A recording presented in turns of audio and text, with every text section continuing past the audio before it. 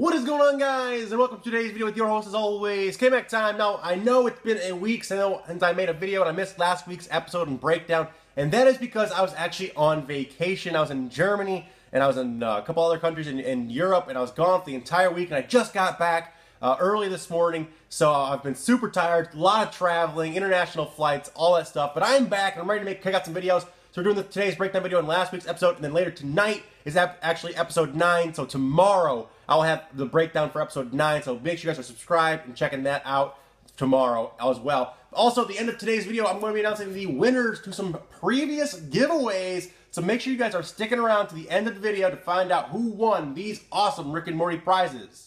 Starting us out is the very opening scene. We see Rick and Morty running through this labyrinth or stair weird things. And this is actually a direct reference to the 1986 movie called The Labyrinth. Another thing from that is people are saying that the truth turtle in this scene is actually based off of what is called Maturin the Turtle, which is actually from the novel The Dark Tower, which is written by Stephen King. Another really cool theory that may be popping up in a future video is that evil Morty may actually come from a universe where Rick never removed any of his bad memories, hence why he is out to get his Rick. He remembers all of the bad things that Rick did to him, unlike our Morty who has those memories removed. That's why he doesn't hate his Rick as much. We also see in the freeze frame here that this appears to be what is Bill Cipher from Gravity Falls in the hands of this statue. It has since been confirmed that it is not by the creator of Gravity Falls, Alex Hirsch, but it's still pretty cool. I thought I'd throw it in there. Also, if we take a look at this one, it's a flashback to Morty's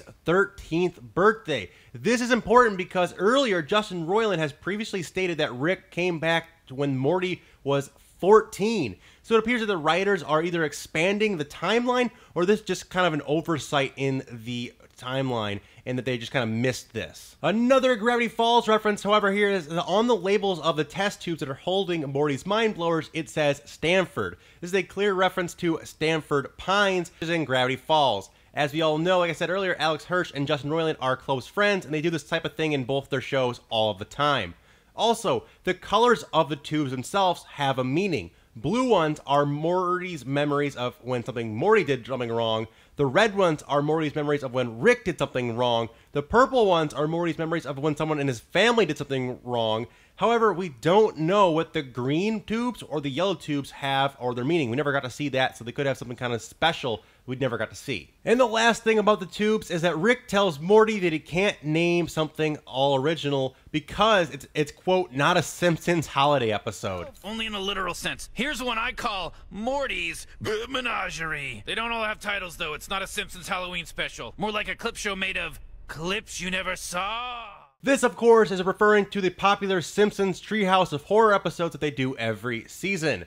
Also, the menagerie skit we see here where Rick and Morty are being trapped in a dome where this giant thing collects other species of animals. This is a clear play off of the similar concept that a Star Trek episode did, where a higher being that looks very similar to the one we see here collects other creatures and makes them mate because their species can no longer mate. Also, in that same scene, we get to see some other background characters, and we can see their Mr. Meeseeks are also stuck in a cage, so there's a little cameo from them. And finally, from that scene, we see when Rick and Morty escape by sending a detailed plan for an escape vehicle, space vehicle, by sending this device and schematics for it through code. Then they escape and leave behind the scientists behind. That is the exact same thing that happened in a Jodie Foster movie called Contact. So that's a clear reference to the movie Contact. The scene where Rick and Morty are going to freeze unless they kill Bebo and get inside of him is obviously a knockoff of the scene for Star Wars, where Luke must kill a Tauntaun and cut it open with his lightsaber and sleep inside of it. We also sadly learn that Beth clearly loves Summer much more than she does Morty, which is kind of odd. They're one of their lives. You simply have to choose. Summer! They also take this hilarious jab at YouTubers, saying that you can save it for YouTube. I absolutely love this joke. All right, save it for YouTube. I'll keep looking for clues. The Floop Floopian character was actually voiced by a lucky fan who won a contest last year, so that's pretty freaking cool. I thought that was pretty neat. They also were not shy about referencing the movies Men in Black and Men in Black 2. They openly talk about it during the episode. Partners, I guess, and we fight aliens? Like Men in Black? Men in Black, Men in Black. I have Men in Black 2 in here. But other than that, the device that removes Morty's memories is actually really similar to the neuralizers that they use in Men in Black, so that's a clear reference there. Also, one of the funniest jokes that they put in was poking fun at the writers and poking fun at themselves. Towards the end of the episode, Summer says that they fight so much, it's no wonder that they are behind schedule.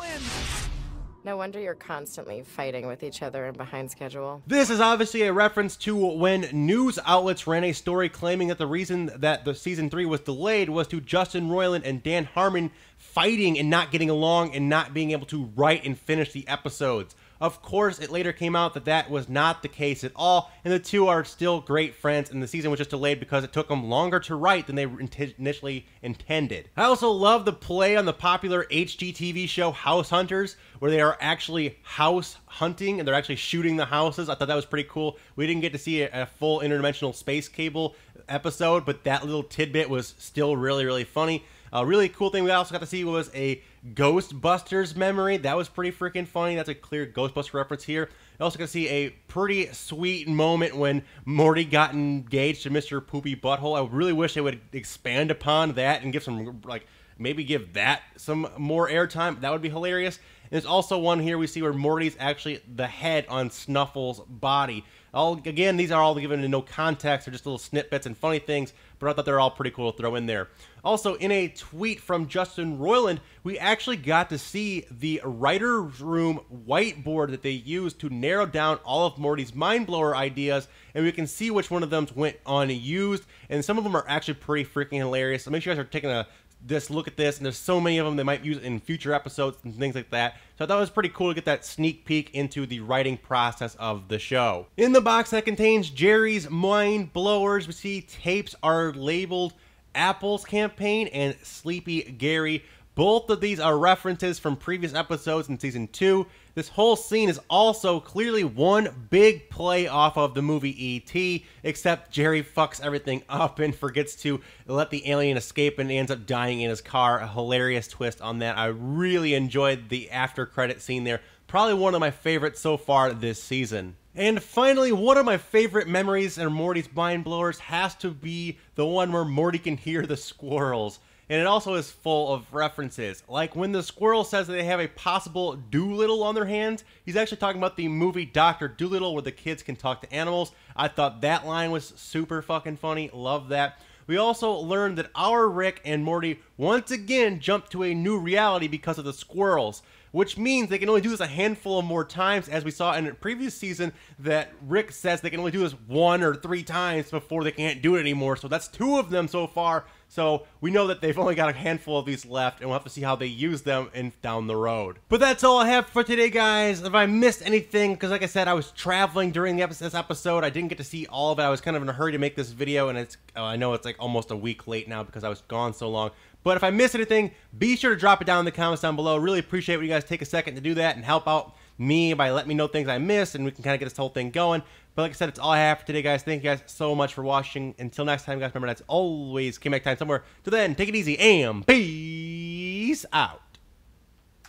Alright guys, thank you guys so much for sticking around and watching the video to the very end. Hopefully you guys enjoyed it. If you guys did, make sure to hit that like button down below. Subscribe for more videos. Like I said, the breakdown of episode 9 is happening tonight. Will coming out tomorrow on the channel, so make sure you're looking out for that. It's also going to be a brand new giveaway on that video, so make sure you're heading that up. But let's go ahead and give away today's winners are. So the winner of this Rick and Morty Anatomy Park is, I have it written down right here, is the commenter MopDaFlow10. That is their account name on YouTube. Thanks for everyone who participated in this giveaway. I'll be reaching out to the winners on Twitter and on YouTube to try and get their addresses.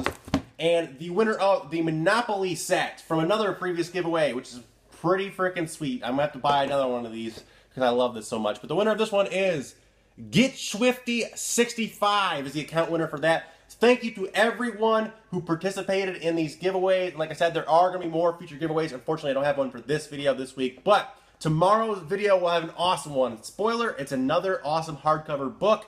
One you guys have probably not seen. It just came out, and I got an early copy of it. So hopefully you guys are checking tomorrow's video out. Make sure to subscribe. Check that out for tomorrow's giveaway. Until next time, guys, remember that's always Game of Time somewhere. Till then, guys, take it easy and peace.